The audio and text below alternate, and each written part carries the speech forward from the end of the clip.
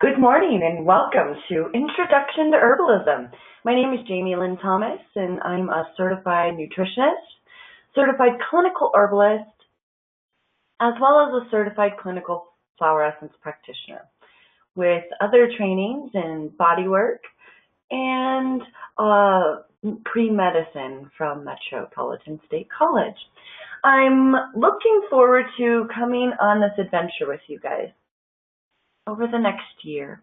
And as we continue this process of growth and exploring new herbs and our passions and callings, I hope that we will find a greater presence together and deepen your desires to learn about herbs in the right space.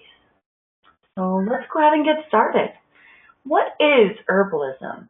Now, herbalism in the state of Colorado is practiced a little differently than in other states. Colorado, it is a non-licensed company.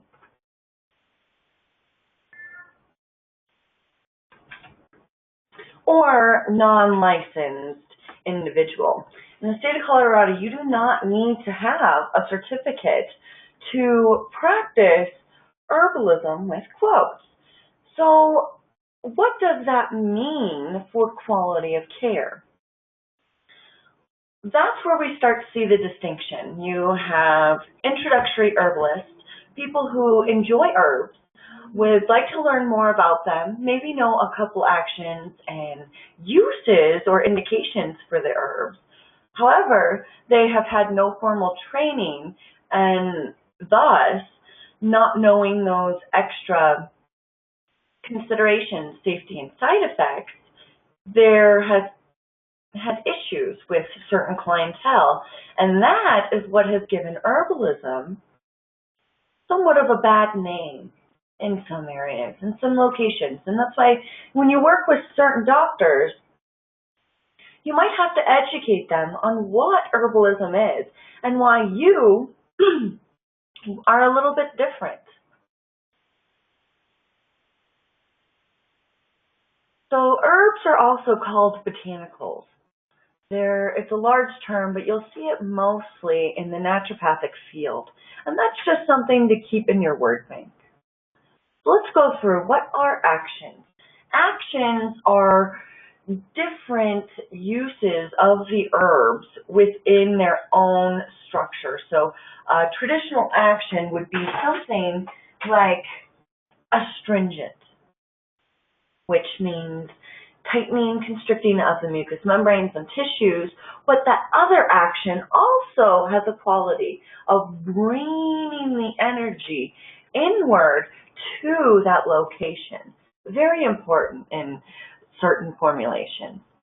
So energetics. What are energetics? Energetics can be a very large basis. You could have everything from sensing in your body sensations of warmth or coolness, all the way to sensations of exploring what this plant has to offer, including lots of flowers and aromatherapy particulars. So when you play with your energetics, you're really playing with a not so developed field. And this is where, when you're doing your herbs of the month or your herbs of the week, your hows and your hums, this is what you're feeling in your body, starting from the inside out. Of course, uses and indications, it's pretty self-explanatory, but sometimes it's more indicated than not to use an herb.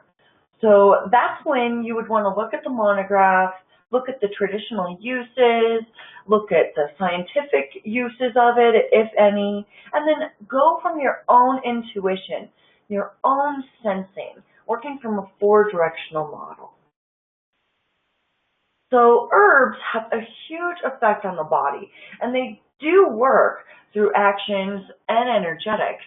However, some of the effects on the body are not always so clear. Sometimes you'll need to take the herb 6 weeks or longer to receive any benefits. Therefore, that would be something like an alternative, something you want to take for an extended period of time, which would then, over this period of time, start to shift deep imbalances or long-term issues in the system. And that's where the potency can really be seen, but it's subtle, so tracking can be important when you're working with clientele. And then the effect can be so subtle that the client may or may not even notice the benefits of that herb or that particular action of that herb. So that's when formulation becomes your greatest ally, as well as keeping track of all of your records and doing comparison and contrasting and comparison of their symptom picture over a period of time, when they started, what their symptoms were before they started the herb, or any other changes, effects that you want them to do. This is great for massage therapists. And then you want to, at the end of your suggested treatment or protocol, we don't want to use the word treatment, however, so use protocol or suggested protocol. So where do we find herbs? And where do we find herbalism within the environment? So you will notice that a lot of herbalists make their money by wildcrafting. Now, what is wildcrafting? Wildcrafting is where you go out into the field, so you go out into the mountains, and you're looking for one particular plant. But when you're wildcrafting, there are key components that herbalists use to make sure that they're not hurting the land. So as they go out and they wildcraft, we're looking for large stands that are self-maintained, and that if we take a certain percentage of the stand, usually no more than an eighth to a quarter of the stand, depending upon the type and particular growing location and length of their growing season. There's many, many factors you'd want to pay attention to. But this is what we want to do, is we want to be ethical wildcrafters. We want that stand to be better maintained and healthier for the following years with our stewardship, opposed to if it stood there all alone without anyone's care or support over that season. And most of you guys will see this in person. So when we go and we harvest our sage, there's a huge stand where we go. And I've been going there for, this year was my 5th year. And over the course of those 5 years, I have noticed huge changes in that space. The sage has continued to grow, expand, become healthier, more beautiful, and more potent every year that I go out there and I work in stewardship, in relationship with the plants. And it becomes a sacred ritual because I am honoring the plant not only as a sacred medicine, and I'm not only honoring the environment and the great mother for all of the abundance that she's giving us, but you are now honoring the plant species and the plant spirit within that species that says, I'm here to be your new friend, or I'm here as an ally, or I'm here as an ally for your clients, your customers, your friends, your family, the people that you want to help. So another key component that herbalists really like to make themselves involved in, or at least a certain percentage of herbalists, especially if they're doing wildcrafting, is that they're really controlling the population. And that's extremely important here in Colorado, where we have St. John's wort, or Hypericum perfoliatum, a beautiful yellow flower that's used for what many of you might be thinking, depression. It's one of the very first things that is given to you when you walk in the door at any health food store and you say you've got a little depression going on.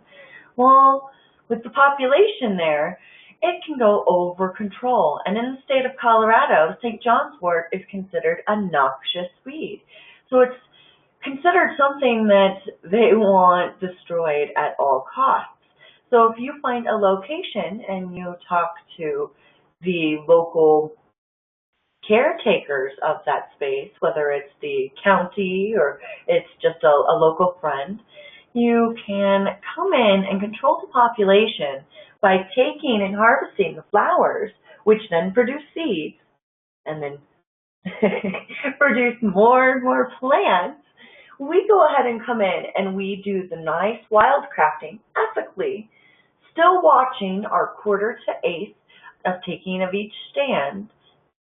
But while we're doing that population control, we are helping serve our community, the county, and all the other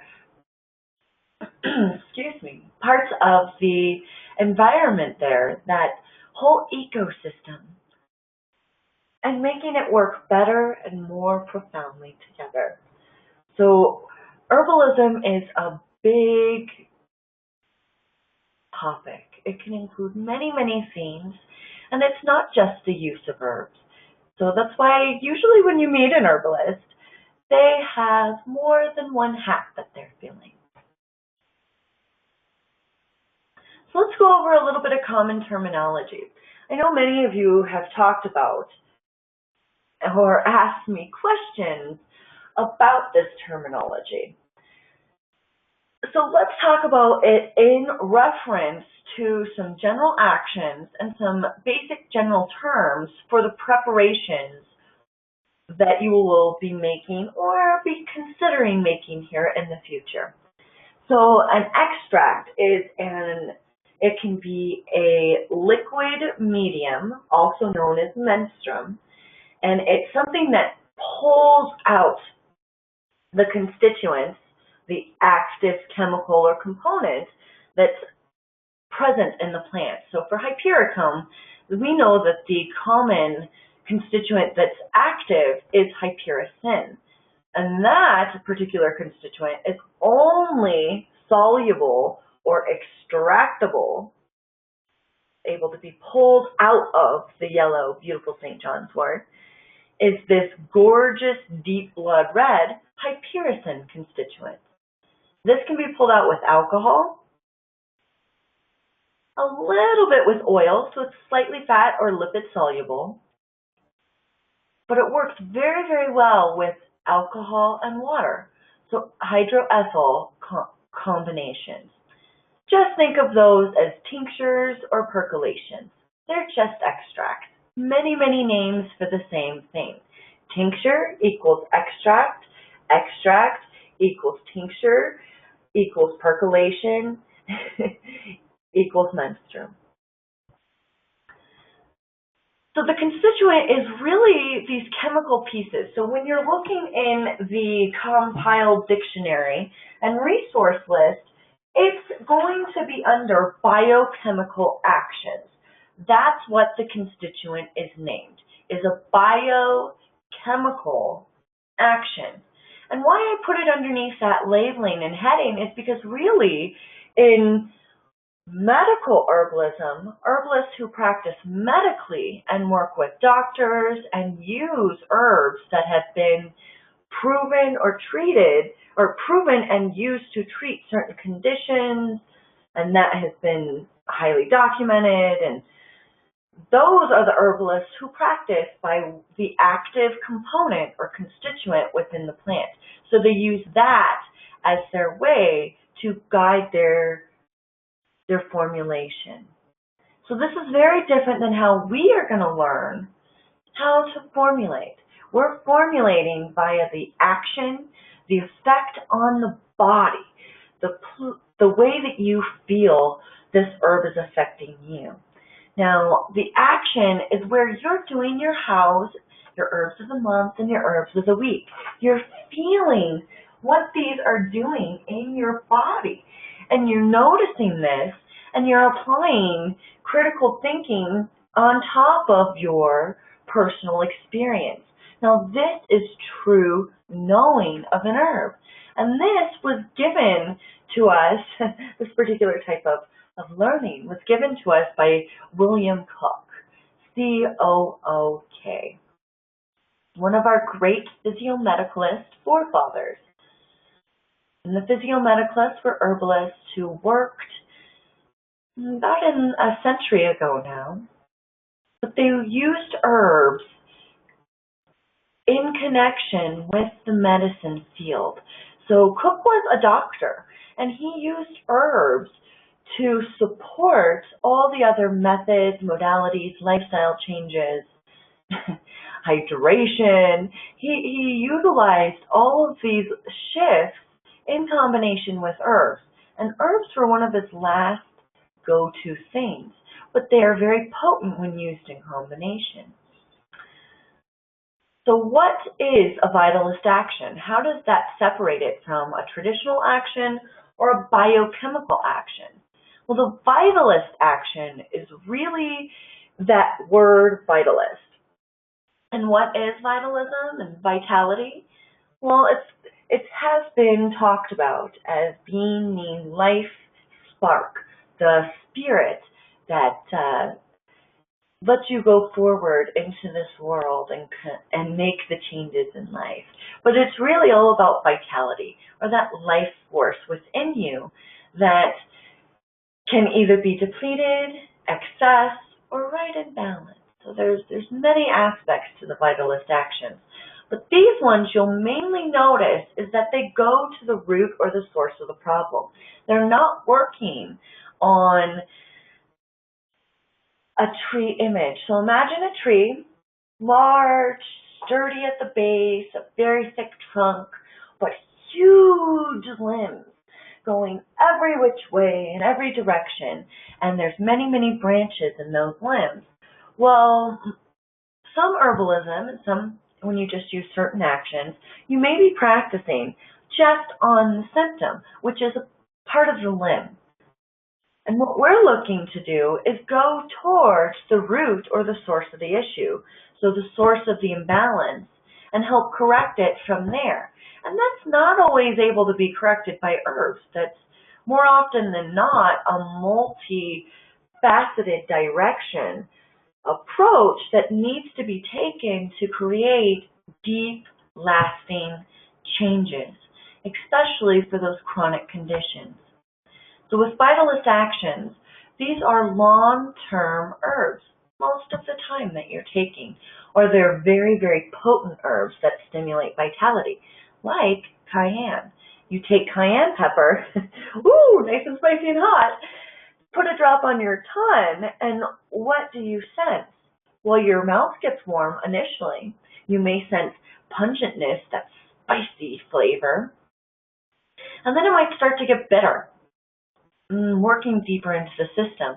But as it starts to do that, you may notice that your pulse becomes more stronger in the wrist. It becomes maybe a little faster. And the pulsing that's present in the wrist usually lifts the vein more superficially, so outward towards the skin, so that you can feel it more easily. So this becomes really potent when you're working with yourself. So as you're doing your hows and your hums, I really invite you to focus on any of these actions that you're sensing. And at this point in time, don't separate the actions. That's not what you're needing to do. You're just getting the tools to know what action you're talking about. So continued herbal actions. I love this picture. This is taken from Mountain Rose. It has beautiful passion flower here, an amazing herbal remedy. It has some artemisia right here, so that's beautiful silver leaf sage. We've got some yarrow, so the Achillea millefolium. We have some beautiful, beautiful hyssop right here. Just gorgeous hyssop. So I'm not sure what this beautiful red one is in the back here. So we already discussed what an alterative is.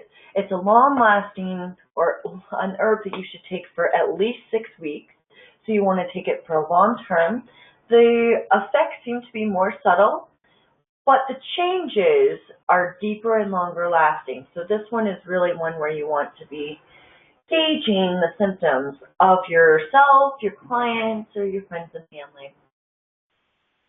Adaptogens are traditionally known as herbs, and they've been given a bad name over the years because they've been used improperly. So what do these herbs do? The adaptogens are herbs like ginseng, Siberian ginseng, Eleutherococcus. There's quite a few, even. And when you work with the adaptogens here, what they do is they go in and they can highly affect, most of them, the adrenal glands. And this particular herb acts, or those herbs with those actions, work very much like a pharmaceutical drug. They can go in and they can change things very, very drastically, super quickly, and you can go over the mark pretty fast. There's been major cases about adaptogens, especially in Boulder, where people have been going down the streets screaming their lungs off, yelling and just really being loud and just overt movements and expressiveness all over the place and screaming at the top of their lungs. And one of these particular people was one of our students at the old herb school that I used to teach at. And this particular student was exploring Siberian ginseng. Now this is a very, very potent herb. It's usually only used in cases where depletion, deep, vital, so that life spark depletion, is used. Well, this is a 21-year-old, healthy, very, very vital male. And he took this herb for 2 days, and within 2 days, he hit his excessive point. So when you're playing with adaptogens, I invite you to start low. Start with the lowest dose possible and see how it affects you. And always use adaptogens in the morning, not so much in the evening. The main use for our adaptogens is for one of our demographics, and this demographic is our elders and our convalescing folks. So convalescing is people who are getting better or from illness or disease, usually long-term or chronic. So people who've had the flu for a long time and you've got that, oh, I need to just eat soup for a couple of days and my bones still hurt and I'm slow kind of feeling. Certain adaptogens can be really resourceful for sparking that vitality, bringing it back up to the surface so that it can continue to fight all the sickness that's within your system and move forward. But if you're using it for an elder, what it's really doing is taking that vitality that's slowly over the years been drawing closer, closer, closer into the self, to bring into the core. So the vitality is deep within the system. And we will really see this in our elder clients where they start to lose color in their hands and feet, they start to lose color in their face. And maybe it's not as drastic as something like Raynaud's syndrome where it's really white and there's really a sense of lack of blood flow and the nerves are being starved of all of their nutrition and their circulation. That's not necessarily what we're talking about. We're talking about the elder who started to lose their vitality, who started to lose their energy and almost their will to live. This is when the ginseens are highly indicated. Bitters. This is one of the most abundant actions in the herbal kingdom. Almost all of our herbs have a bitter component. And many of you who have already started working with your herbs of the month, because you jumped on it, I've noticed that even herbs with other actions have this bitter component. Well, what does bitter tell you? Bitter, if you think about what it does in your body, is you take a bitter substance. So a lot of our green herbs, including skullcap and Oregon grape and St. John's wort and even yarrow and horehound and passion flower too, has a quality of being very bitter. But they all have degrees of varying bitter. So in the traditional Chinese method of tasting or proving what an herb does, they put it in their mouth, take a drop, and then sense into how warm something is. So we're thinking about tissue level destruction. That's what level 4 is. So it's herbs like cayenne, garlic that can be put straight on the tongue, and they go in and they can destroy or injure the tissue. These are our herbs to be cautious and weary of. Our 3s are yes, let's be cautious and wary of these herbs. They're definitely on the top end, right at the edge of being too bitter. So things like gentian, Gention. It's an herb that's usually used for liver complaints because it's extremely, extremely bitter. And it's been known to support moving depression out of the system. So that herb, when it has been used in the past, is really hard to get people to comply to take the herb daily because it tastes awful. It tastes awful. Not at all one of my favorites because it's hard for people to get down the gullet. So you want to take the bitter actions from 4, tissue destruction, 3 to, it's still extremely bitter, I'm not so sure I can take that, down to 2s and 1s.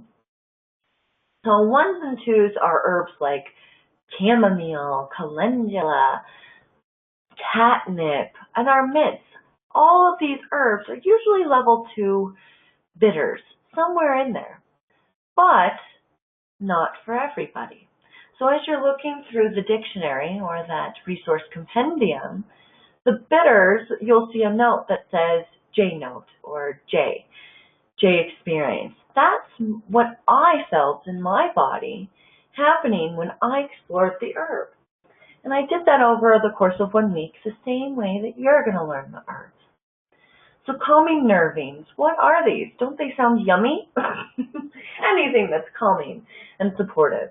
Well, a nervine has many categories. What its main action is to go in and affect the nervous system. That's a very broad general term for nervines. And we have many nervines in this picture right here. One of our favorite and extremely serving nervines is this passion flower right here. And the passion flower goes in and it works with the nervous system as a soothing, restorative tonic.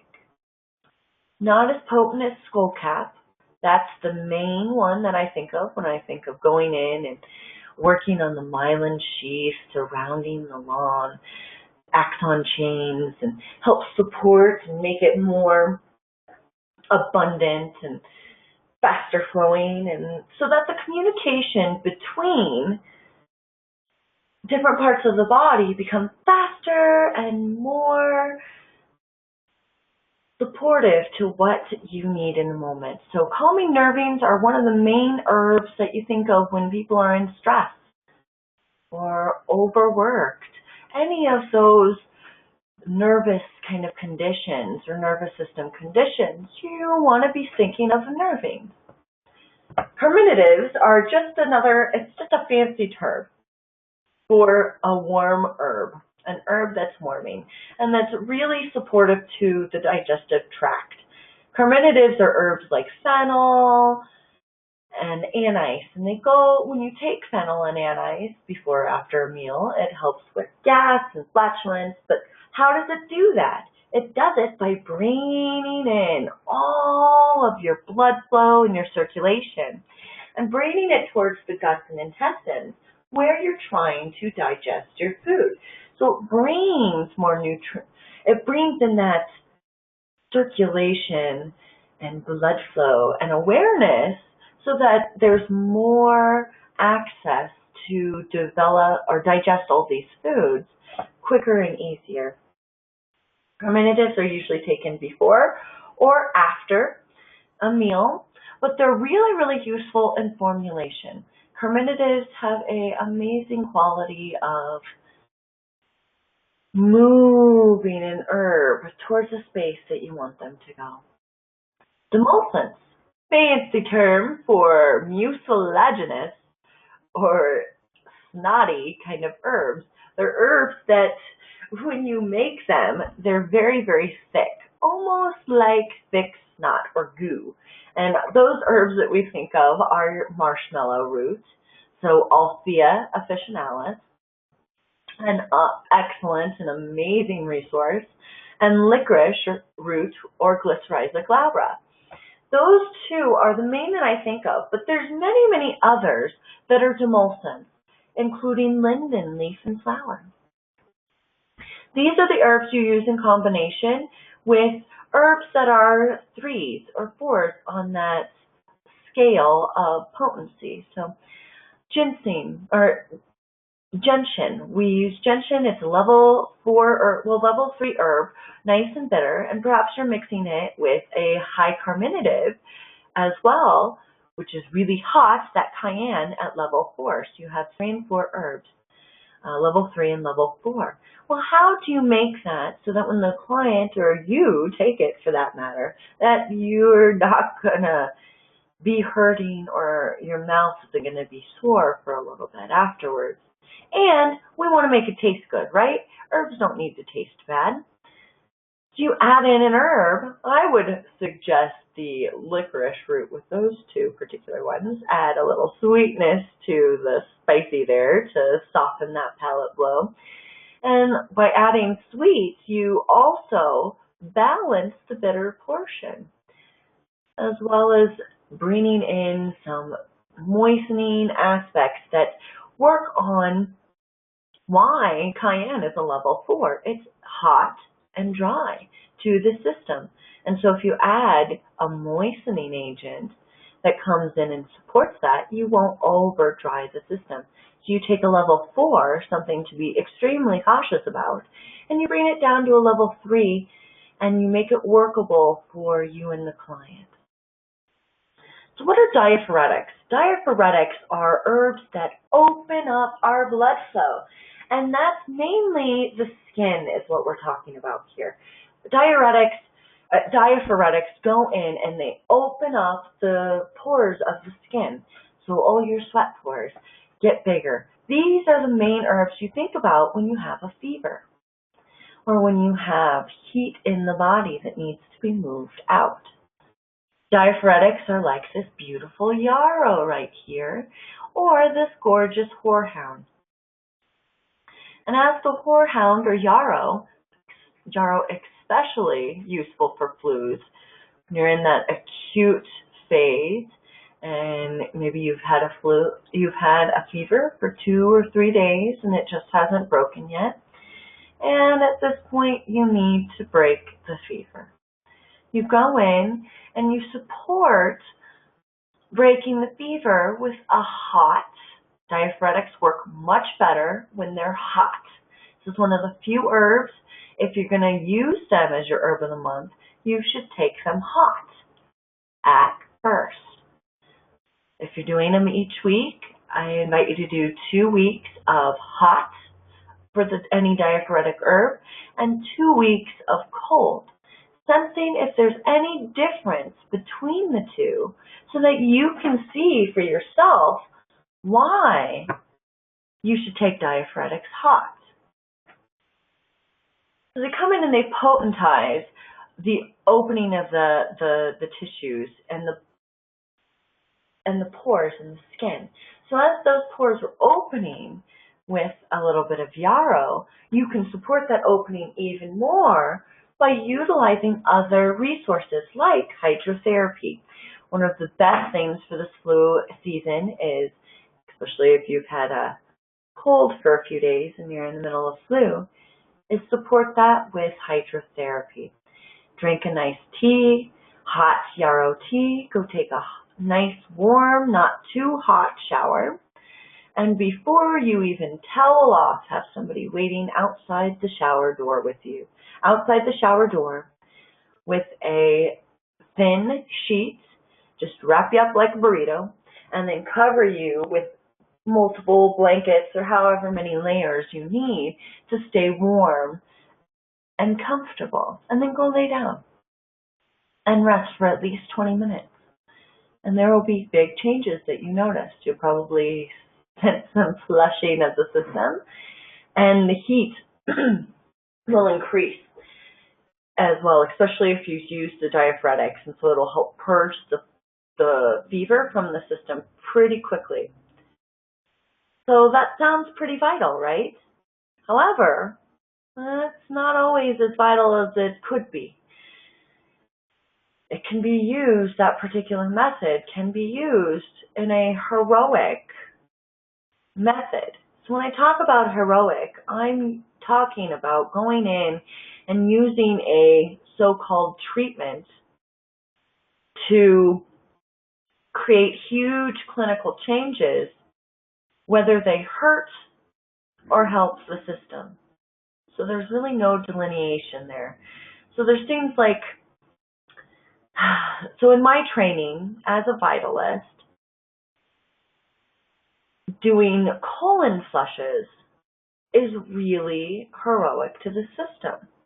You can do many, many colon flushes very gently, utilizing Vitalist herbs and nutrition over the course of 2 or 3 days and not traumatize your bowels. Nor are you washing away all of the beneficial flora, those great bacteria that digest and work in symbiosis with our own body and digestive methods. You're coming in, you're working in a different way. It's just changing your frame of thinking from let's take care of or treat this symptom to get this result. That's more on the medical kind of herbalism. And we can definitely talk about that more if any of you are interested in that difference between the medical and the Vitalist. It's a very small window that is available there, but you can work within it. There's many, many ways to play within that field. So emollients, these are the things that you think of when you make lotion or your own homemade mayonnaise. They bring things together. They emulsify a lipid or an oil, a fat substance, and water or alcohol substances together. So it's mixing oil and water traditionally. However, there are many herbs with emollient aspects to them, and some of these emollient aspects are known as saponins. You'll see them in the biochemical actions section of some herbs. And the main one that I think of when I think of emollients is licorice root, the Glycyrrhiza glabra. It has lots and lots of saponins, has been used in its history as a soap, and other ones would be yucca root. It's our local emollient, and those suckers are huge. If anybody's ever dug up a yucca root, the root itself is at least 4 to 6 inches in diameter both ways. So it's the whole circumference is quite large, and they take a huge amount of time, energy, and effort to dig up. They're a large taproot, and they send straight down into the ground. You usually need to, in the past, Ethan and I have used the truck and a winch to pull yucca roots out of the ground, and we've broken many a ropes to do it. Yucca is one of my favorite emollients to make your own herbal shampoo. It gets super lathery and has a lavage or wash over it, and it works very, very well. Expectorants. So what is an expectorant? What does that mean? What is to expectorate? It's just that. It's to cough. It's to move phlegm and mucus out of the passageways and the lungs and move them into other areas. So outside the body, we don't want it in there. Expectorants are extremely important during this time of the year, especially as we start to get near cold and flu season. So we have a really lovely expectorant in this picture here. It's this amazing horehound. Makes a beautiful syrup. Kids will love it. They will be happy to take their cough syrup, and they won't worry about it. Moms can enjoy giving this to their kids and know that it is a gentle, supportive, warming expectorant. So it's got this particular herb so far. What we've gone through is it's a bitter, it's a carminative, it's a diaphoretic, and it's an expectorant. And if we have to talk about it as well as tonic. It has qualities of going into the system and its main mucous membrane system, which is the lungs. So it goes in and it helps to tonify the lungs while moving non-serving crud out of the lungs. So this is a really great one to use after folks have been long-term fever, cough, kind of that plearsy, whooping cough kind of aspect. Now, the one thing I do have to say about horehound in use is to be cautious of using it with a dry cough, unless you add in a nice demulcent that cuts that drying quality. When somebody's already dry and you add another drying herb, it's just going to compound the problem. So tonics, this is a very, very open general category, but many of our herbs work as tonics. Alteratives can be tonics, alteratives can be bitter. It's a mix. So I want you to go from inside yourself and feel if it's tonifying your own personal tissue. And if you're having any problems sensing what's happening in your body, definitely contact me. Post on Google, on our Google groups if you have questions as well. You can talk to us and we will go more in detail as to what tonics are. They're a big category and they do a lot for us. So let's go into some of the common preparations. These are great size mason jars. They're the little jam jars. And when you're making tinctures or extracts, you will usually, for personal use, this is a good size. It's about 4 ounces of fluid if you're not packed full. And many of these herbs are packed full in here, which is fabulous. But it's a little hard when you actually do your tincturing. So I invite you to take and fill your jar only 3/4 full when you're doing any tincturing, because your herb will expand when it gets wet. So what is a bulk and dried herb? Many of you have been probably ordering them, buying them, and seeing in your monographs, in that reference dictionary that we have, when it says aerial. So this can include all different parts of the plant, including the stem, leaf, and flower. So this is basically anything from the ground up. And a lot of times these particular herbs will be cut right at ground level, taken, and then put in a cut and sifted, and then you distribute it out into the world. So you'll see a lot of the herbs like passion flower and mints and our leafy herbs will be cut and sifted. Our root herbs are going to be just straight the roots, and this can include the root and root bark. So the root itself can be shaved of its root bark, or the root bark itself can be part of the active constituent. So licorice is extremely effective when it has its root bark, which is this brown kind of covering over this beautiful yellow, kind of creamy yellow inside. And this one right here looks a lot like licorice, the coloration of licorice.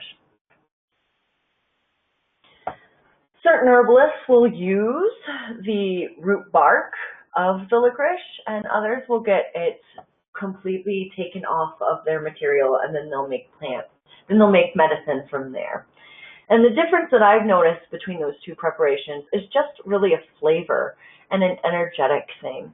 It's very, very minimal, and I haven't noticed too big of a difference. The root bark tends to be a little bit more bitter, and the lack of root bark is a little bit more sweeter, and that's really the only difference I've noticed.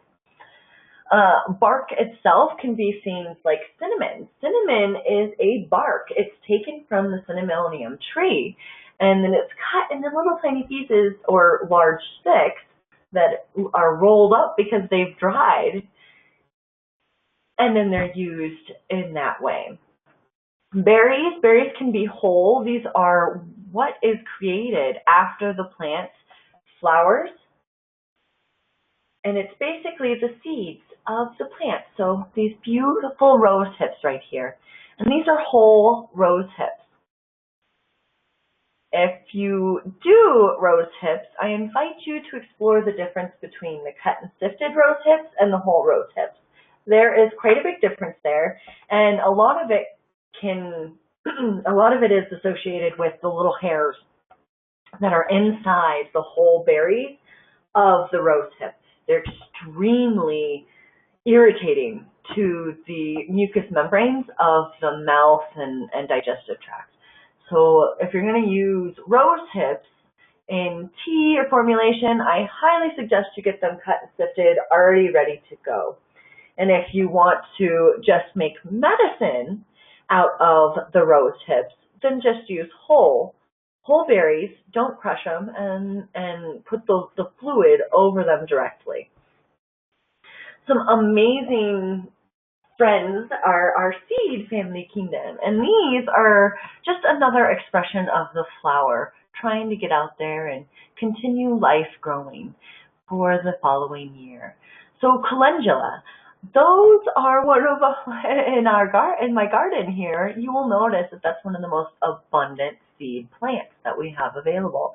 It's self-sows, so it readily shoots its own seeds outside of the pod, and they germinate or grow pretty quickly. Seeds, roots, bark, berries, and seeds are all preparations that you want to be using decoctions or a 45-minute simmering, that's what a decoction is, to pull out the constituents or active biochemical actions. Flowers, on the other hand, are active components, and they're delicate. They have a lot of volatile oils in them, something that you don't want to let evaporate out into the environment around you. It may smell good, but you're losing the active principles of that plant.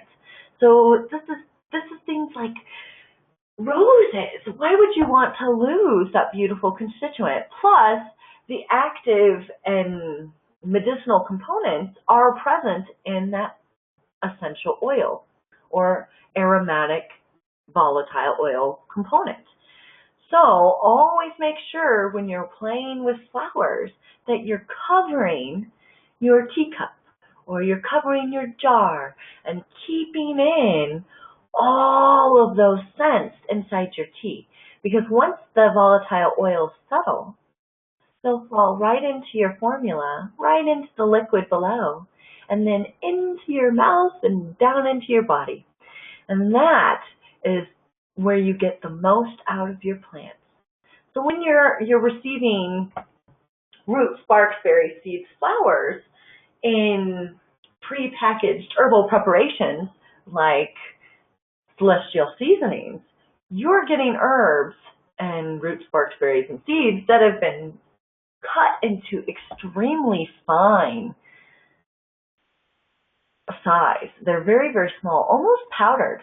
And then you only have a small amount, usually half a teaspoon, put into a teacup.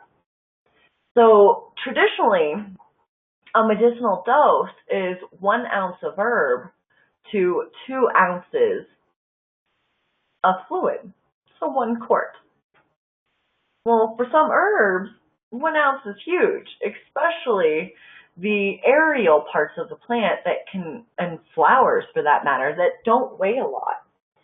So this particular herb right here is a wild oat, Avena sativa, and this plant there's probably only a few grams in here. It takes up a lot of space, but it weighs very, very little. So the traditional 1 ounce to 1 ounce of herb to 2 ounces of fluid isn't going to be serving to making the tea nor your pocketbook if you use a full ounce. So a good general rule of thumb is to take 1 quart mason jar and one handful, fill the palm of your hand with herb, put it in the bottom of the mason jar, or fill it up for the first inch of the mason jar, the bottom, the first inch, full of herb, and then cover it with boiling water. That will extract quite a bit of stuff, and in that you're making a tea or a tisane. So these are some really cool pictures that I wanted to share with you. And this one right here is in a Korean market. And some of you may have seen this. There's some great Korean markets down in Aurora, and they have some of these down there. But many of these are ginseng. They're different types of ginseng. And they're being macerated or soaked, getting that extraction coming out with rice wine. So this isn't even a pure ethyl alcohol like Everclear, but it's pulling out all these amazing properties. And most Korean markets or traditional Chinese medicine folks will infuse or macerate their ginseng for a minimum of 3 years. And this one right here is a red Asian ginseng, or red ginseng, so it would be the Korean, which is warmer and really indicated for our elders who have lost that heat in their body, as well as that pulling in of the system. And these ones here are what you're going to most likely be working with yourself when you're making your own tinctures and formulations. Start with small bottles, small jars, or baby food jars. Those work too, but they don't seal very well. So these ones seal really nicely, and if you forget about them and leave them macerating for a year or 2 years, it's okay because there's no evaporation happening. So what's wrong with this picture? It's gorgeous. You have beautiful colors here, right? Who wouldn't want to be able to see their medicine like that? But why? Why is this something that isn't serving to long-term use or care of these medicines? Well, for us, it's really a faster degradation. And most tinctures have a shelf life of 3 to 5 years. That's a huge shelf life. When an herb, those aerial parts and the flowers, the leaf, and the stem, their lifespan is usually only 3 to 6 months. Shelf life. Sometimes longer, certain plants, but mainly 3 to 6 months, and then you're starting to lose properties within the plant matter. Roots, berries, and seeds have a longer shelf life. They can last 2 to 3 hours, 2 to 3 up to 2 to 3 years sometimes for certain roots, depending upon how they were dried. And most roots on average, though, in the field, you'll hear at least a year. And I have some roots that I've had for many, many years, and they still are extremely potent. I use them in very low doses, but they are potent.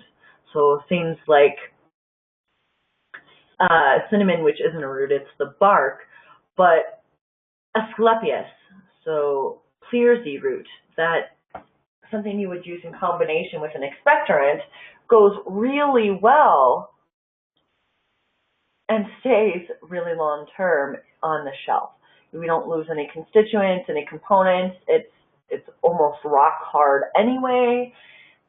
So all of the when it was dried, all of its constituents are pulled really deep into the root itself. So we're not there. But I invite you, when you're playing with your own herbs and you're testing to see vitality or shelf life, look to see which ones are actually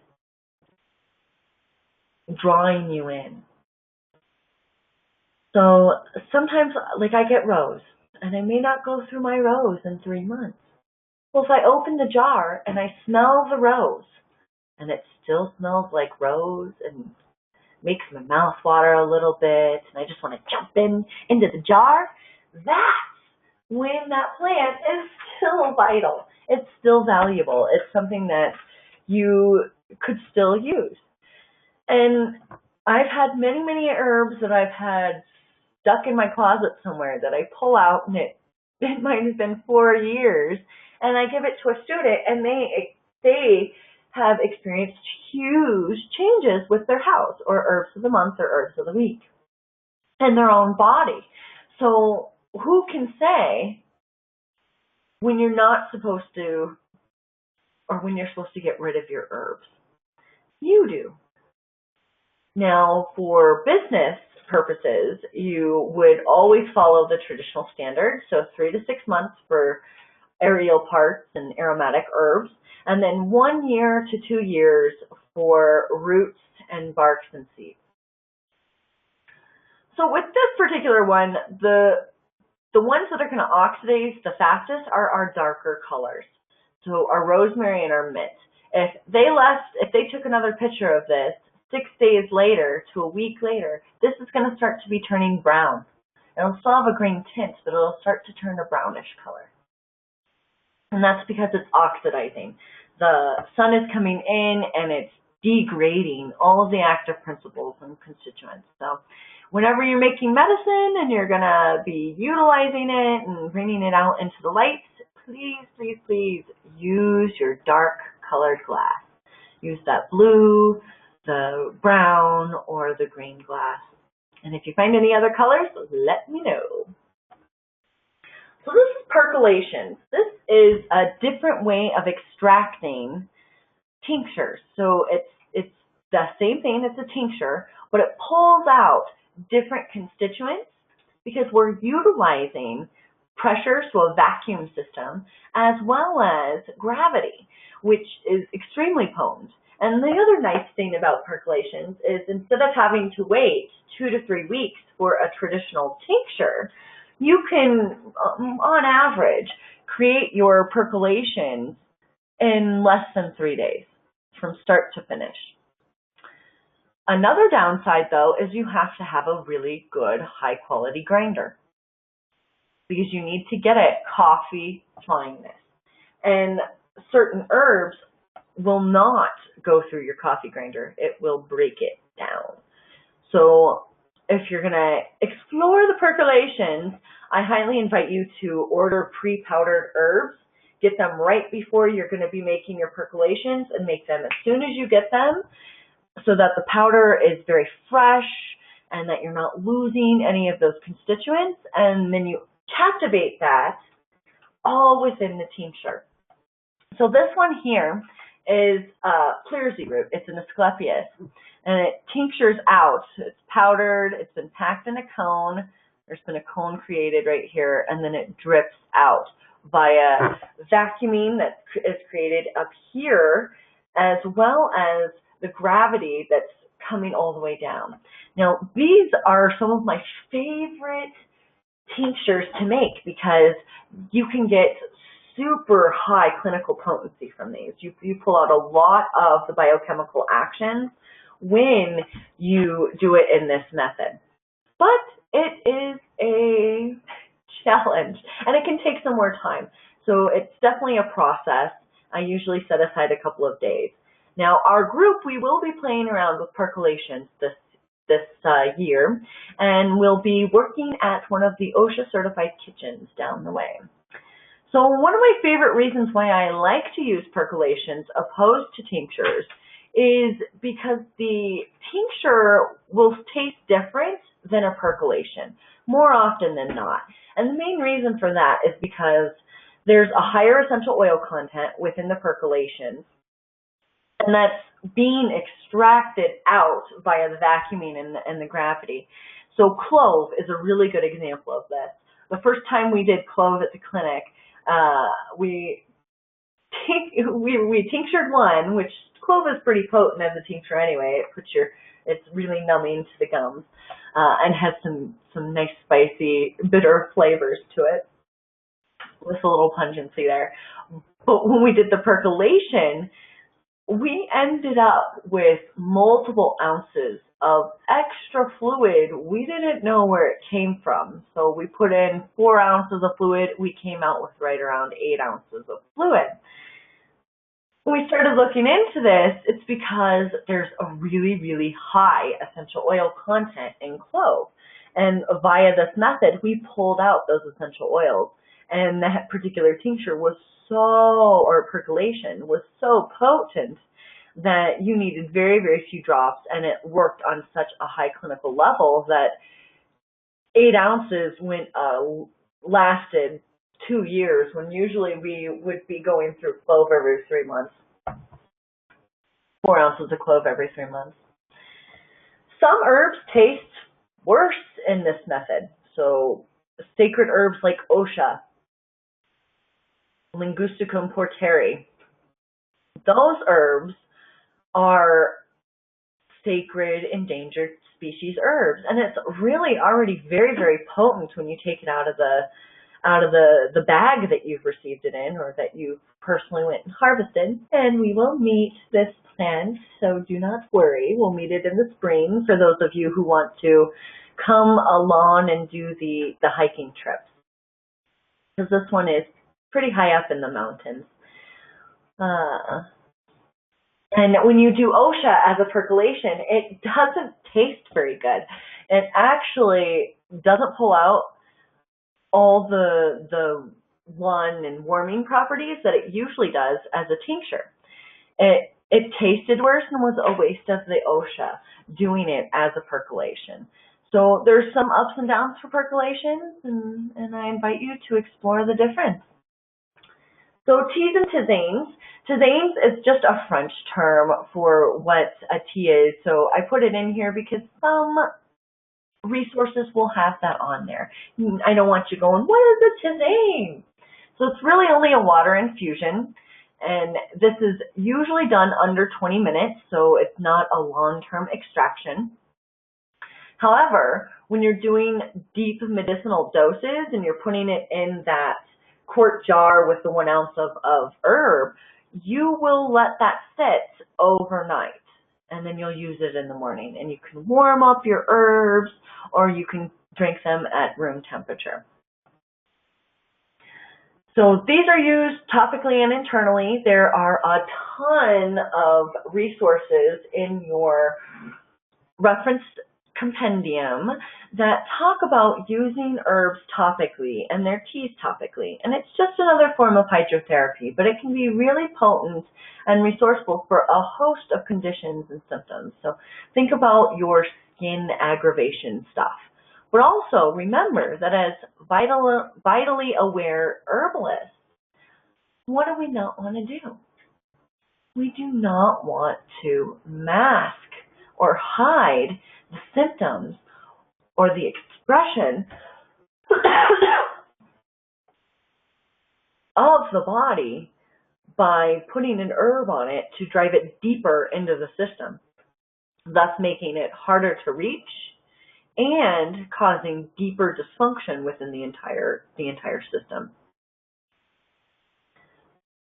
So when they're used topically, a lot of times you'll hear them called fomentations. Fomentations. And we'll go over all of that at a later date. So what about your herbal tastings in your house and your homes? So this is calendula. We talked about this beautiful plant earlier. She self-sows and is an amazing resource for your gut.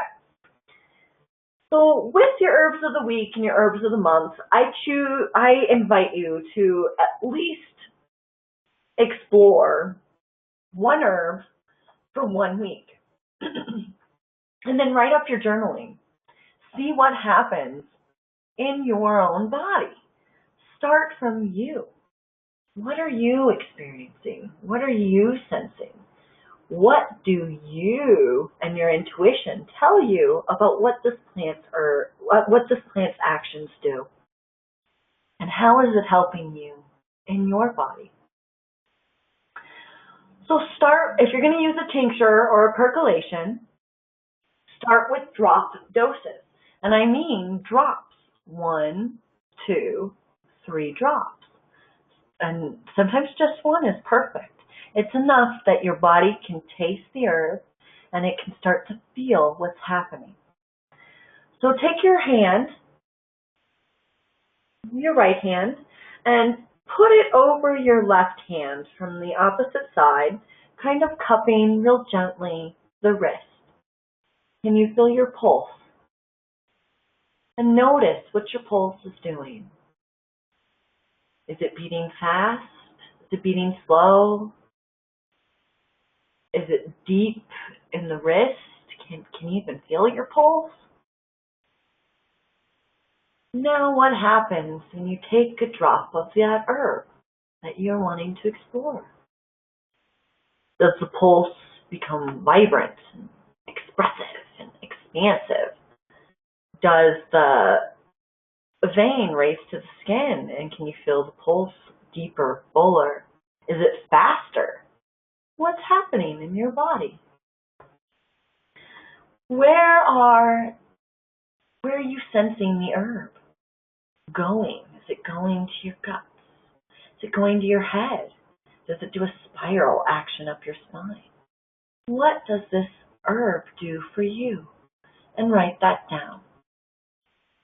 And sip your tea. Start slow, start gentle. I had a student once who his favorite way of doing his house was to make an 8-ounce cup of really, really strong tea and chug it like a shot. He experienced great effects, but he had a hard time sensing what was going on in his body and what the herb was doing to his body because he was going to the heroic, out of balance end. So start slow and work your way up. So for your directions, I want you to just choose one herb. Just one herb. Let's make it simple. That you want to explore. And then choose one form. So that can be a tea, a tincture, a percolation, a honey, a powder. It could a syrup. You could do any form you want. Just choose one of them. And try that same form each day for at least 5 to 7 days. So I've been working with St. John's wort since the beginning of November, and I've been using the tincture. And as I've been playing with the tincture, new information is coming into me. And I'm looking forward to sharing that with you guys on our following session next Saturday. So use the journal form to help guide you if you're having problems, remembering what's happening in your body or trying to find what you're sensing. Use that as a guideline. And just fill it out, make it nice and easy. So if you're noticing that you're not doing this, or you're not wanting to do that particular form, or sit down and drink your tea and feel what's going on in your body, try a different form. So try a tincture and see if that is more serving. Or ask yourself if you're really needing this herb. So after the 1 week, I want you to reassess. Ask yourself, do I want to continue using this same herbal form? Do I want to continue taking a tea? Or do I want to, now that I understand what the tea does in my body, I want to go forward and I want to explore what the tincture does in my body. And then next week, maybe I'll explore what the percolation does. And is there a difference between the tincture versus the tea?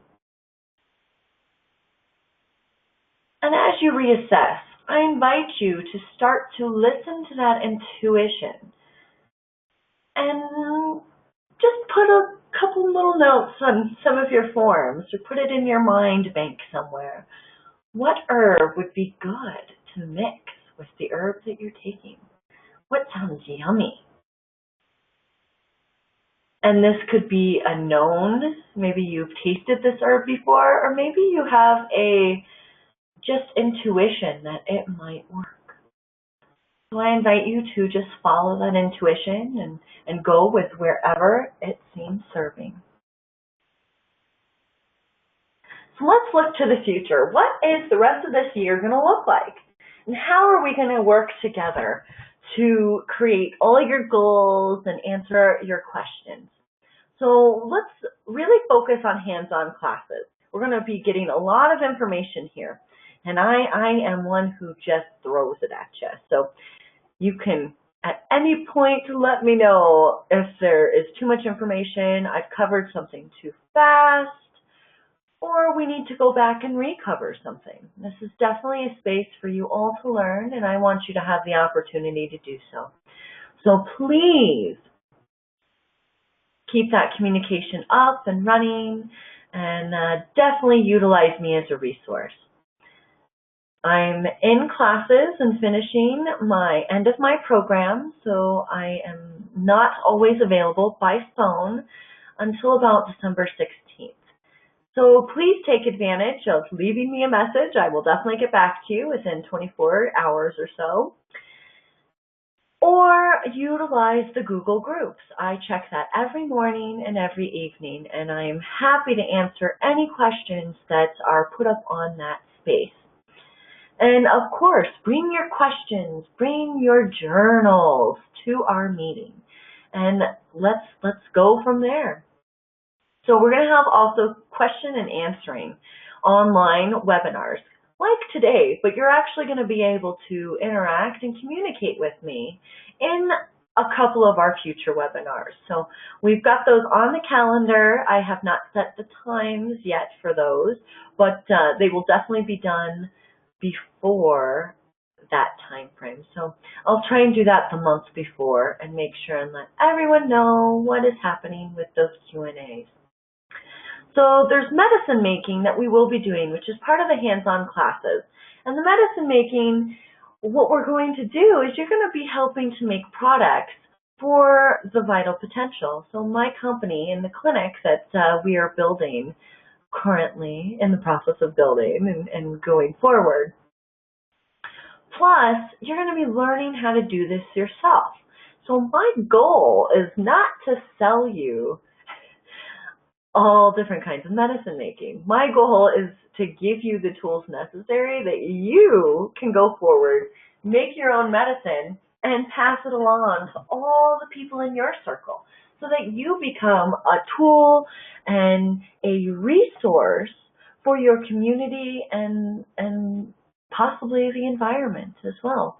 Because medicine making can include that wildcrafting piece, which includes the stewardship and population control.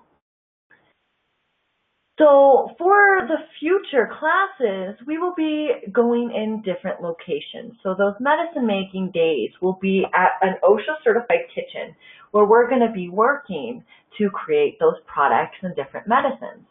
And we're going to have our 3-hour session that we will be doing our medicine making, exploring in there. And then afterwards, for any of you who are doing garden trade or trades, or even want to just learn more about the medicine and be involved in that, there will be an opportunity later next year for some paid gigs after our medicine making class.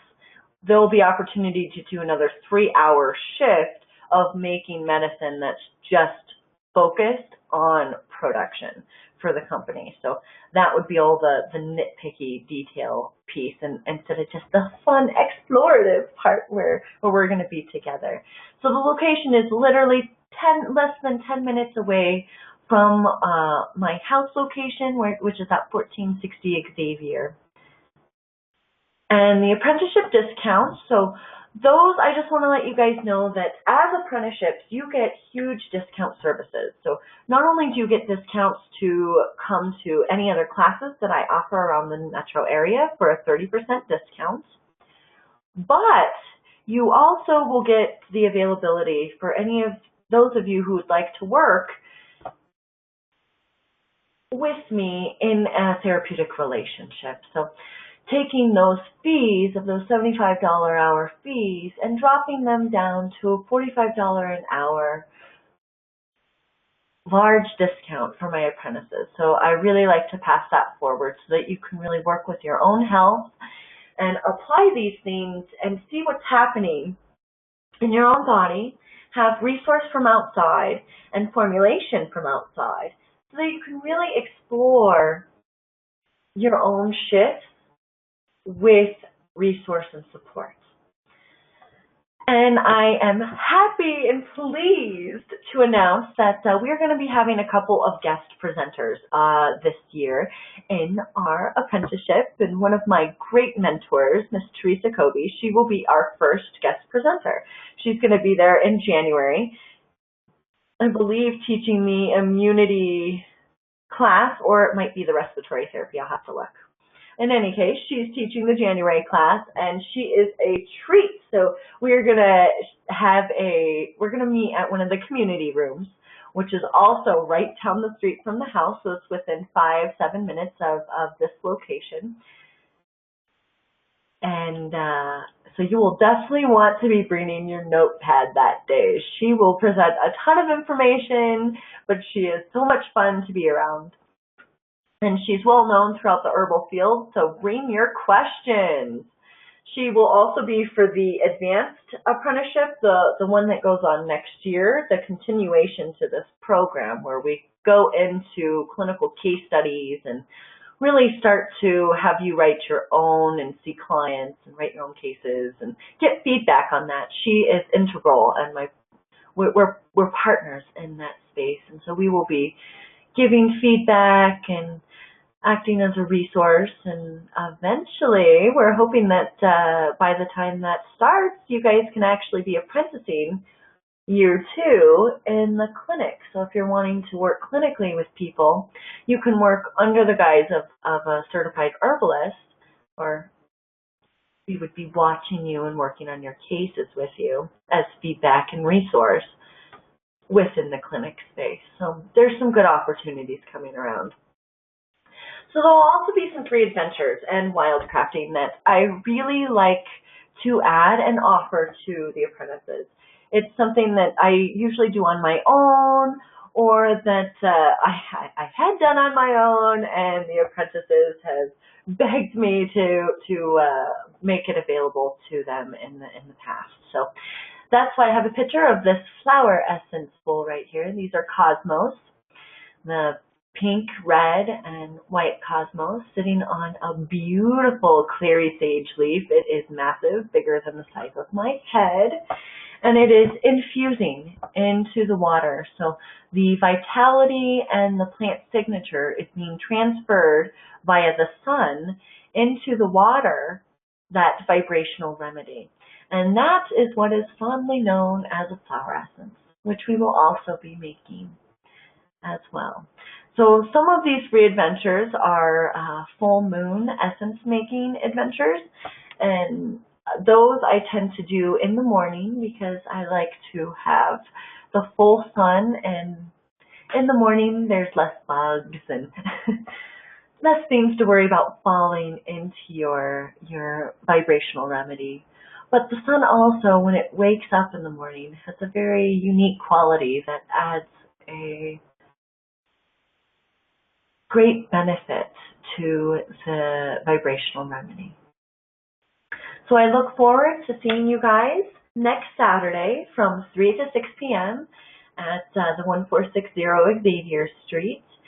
And as you'll notice, some of the garden is ready to be getting turned over and getting going. So for those of you who are wanting to do garden trade or just wanting to come and explore the garden and how to work with the seasons and all of that good stuff, please contact me or post on the Google groups, because I'm going to be getting us going for the fall and future here in the next couple of weeks. So I look forward to all of these adventures, and wish you guys have a beautiful, safe, vital day.